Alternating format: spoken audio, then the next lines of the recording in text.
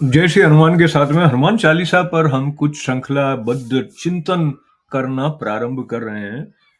सबसे पहले हनुमान चालीसा हम में से अधिकांश लोगों को याद है, फिर भी एक बार उसको दोहरा लेते हैं। श्री गुरु चरण सरोज रज निजमन मुकुर सुधार, बरनउँ रघुबर बिमल यश जो दायक फल चार। बुद्धिहीन तनु जानिके सिमरो पवन कुमार, बल बुद्धि विद्या देहु मैं हरऊ क्लेश विकार। जय हनुमान ज्ञान गुण सागर, जय कपीश तिहु लोक उजागर। रामदूत अतुलित बल धामा, अंजनी पुत्र पवन सुत नामा। महावीर विक्रम बजरंगी, कुमति निवार सुमति के संगी। कंचन वरण विराज सुवेशा, कानन कुंडल कुंचित केशा। हाथ वज्र और ध्वजा विराजे, कांधे मूंज जनेऊ साजे। शंकर सुवन केसरी नंदन तेज प्रताप, महाजगबंदन विद्यावान गुणियति चातुर। राम काज करिबे को आतुर, प्रभु चरित्र सुनिबे को रसिया। राम लखन सीता मन बसिया, सूक्ष्म रूप धरि सिंह दिखावा।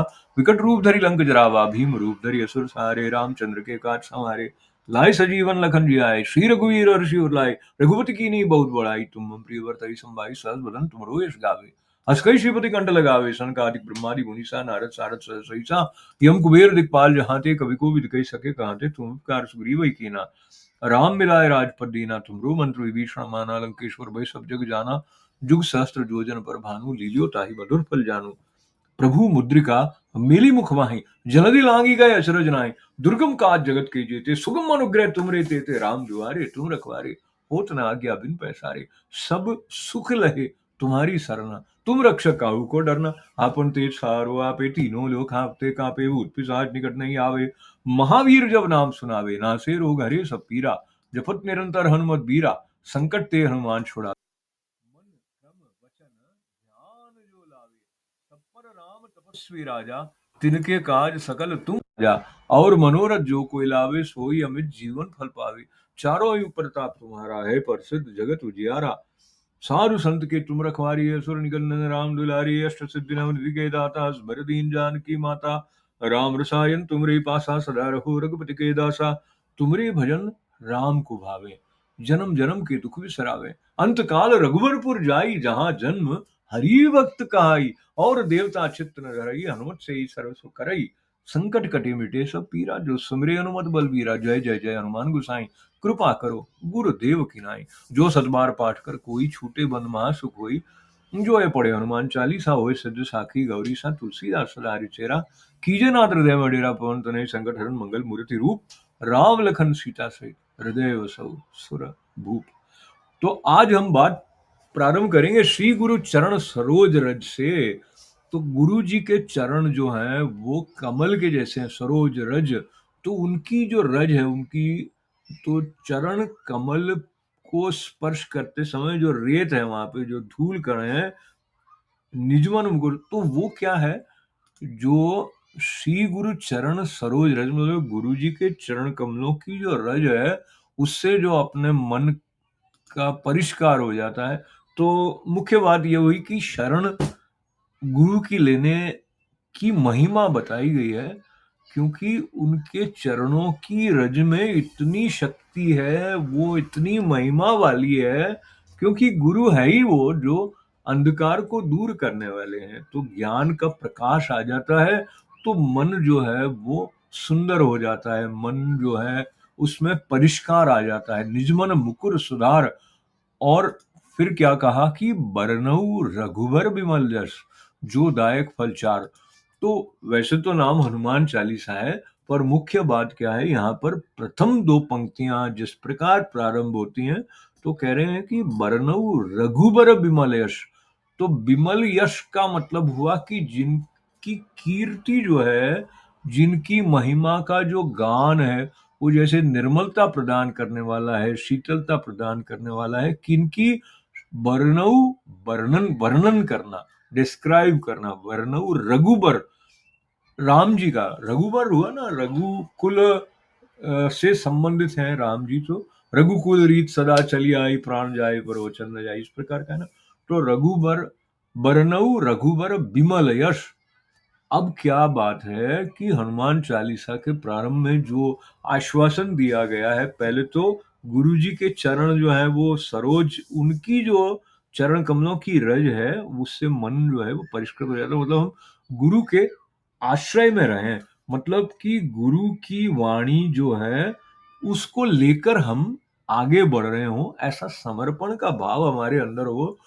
बरनउँ रघुवर बिमल यश जो दायक फल चार।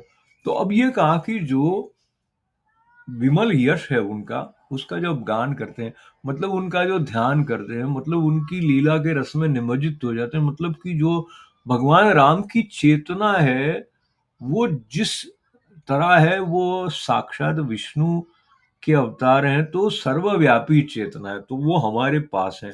मुझ में राम, तुझ में राम, सब में राम समाया, और कर ले जग से प्यार, जगत में कोई नहीं रह पराया। तो बरनऊ रघुबर बिमल यश जो दायक फल चार। अब ये कहा कि वो कैसा यश है उनका, उससे दो चार प्रकार के फल की प्राप्ति होती है। अब ये कौन से वाले फल हैं, तो उसके बारे में यदि हम अपनी तरफ से जो शास्त्र आधारित श्रवण हमने किया है, तो चार प्रकार के फल हुए। धर्म अर्थ काम मोक्ष पुरुषार्थ जो चारों हैं वो सिद्ध हो सकते हैं। और क्या फल हो सकते हैं चार, थोड़ा सोच कर देखते हैं। जो दायक फल चार। अच्छा, इसके बाद में उन्होंने ये फल कौन से वाले हैं, वो मेरी समझ में यहाँ पे स्पष्ट ऐसा नहीं कहा गया है, वो हमारी समझ पे छोड़ दिया है। बरनऊ रघुवर बिमल यश जो दायक फल चार। तो धर्म अर्थ काम मोक्ष चारों के चारों पुरुषार्थ जो देने वाले हैं, ऐसा भी हम देख सकते हैं। और भी कुछ संदर्भ हो सकते हैं इसमें, मनीषियों के द्वारा जो उद्घाटित किए गए हों। पर हम इसमें आगे जब चलते हैं, तो ये कहा कि बुद्धिहीन तनु जानिके। तो देखिए, पहले गुरु के चरण कमलों की रज के संदर्भ को बताया गया कि वो मन के परिष्कार का हेतु है। अब पुनः वही विनयशीलता का जो भाव है, वो ज्ञान अर्जित करने की दिशा में कितना महत्वपूर्ण कार्य करता है। तो ये एकदम विनम्र भाव से कह रहे हैं, बुद्धिहीन तनु जानिके सुमिरो पवन कुमार। तो यहाँ पे भगवान जी का स्मरण कर रहे हैं, तुलसीदास जी रचित है ये। तो कह रहे हैं कि मेरे पास कुछ बुद्धि नहीं है, मैं बुद्धिहीन हूँ, ऐसा समझ के बुद्धिहीन तनु जान के सिमिरो पवन कुमार। तो ऐसा करके पवन कुमार तो हनुमान जी हो गए, उनका स्मरण है। अब ये जो प्रार्थना यहाँ पर है कि बल बुद्धि विद्या देऊ मोहे हरऊ क्लेश विकार। तो इस वाक्य के दूसरे खंड की तरफ पहले देख रहे थे, हरऊ कलेश विकार। कलेश क्या होता है, दुख शोक भय क्लेश है, जीवन में कुछ क्लेश हो गया, किसी बात को लेकर विकार हो गया। विकार का मतलब हुआ कि जो एक प्रकार की अशुद्धि आ गई, या इस तरह की स्थिति उत्पन्न हो गई जो समन्वय में बाधक है, जो सुख शांति के ऊपर एक प्रकार की मलिनता लेकर आ जाए, इस प्रकार का कोई विकार है। तो हरहु का मतलब है कि छीन लो, हटा दो, दूर कर दो। हरहु क्लेश विकार।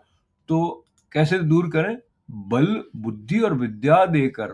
बल बुद्धि विद्या दे मोहे। तो पहले ही कह दिया कि बुद्धिहीन तो हैं, अब शक्ति चाहिए कोई भी समस्या के निवारण के लिए। तो कोई भी भक्त है, वो अपने भगवान से ये नहीं कहता कि आप ही मेरा काम कर दो, वो कहता है आप मेरे को माध्यम बना के, जैसे अर्जुन भी कहते हैं कि करिष्ये वचनम तव। तो यहाँ पर वो वाला जो समानांतर चिंतन है हनुमान चालीसा में, बल बुद्धि विद्या देहु मोहि।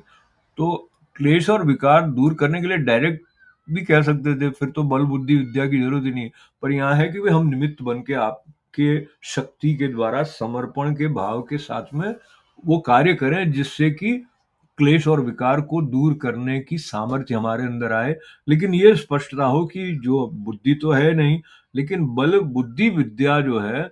अच्छा, बुद्धि और विद्या अलग अलग है, इसका मतलब है कि इंटेलिजेंस एंड नॉलेज दोनों, और स्ट्रेंथ, ये सब हनुमान जी से उसकी प्रार्थना कर रहे हैं। तो हनुमान चालीसा में धीरे धीरे स्वाद लेने के लिए, और आगे आगे हम बढ़ेंगे कि क्या क्या अर्थ उसमें ध्वनित हैं, और वो सब आप जानते हैं।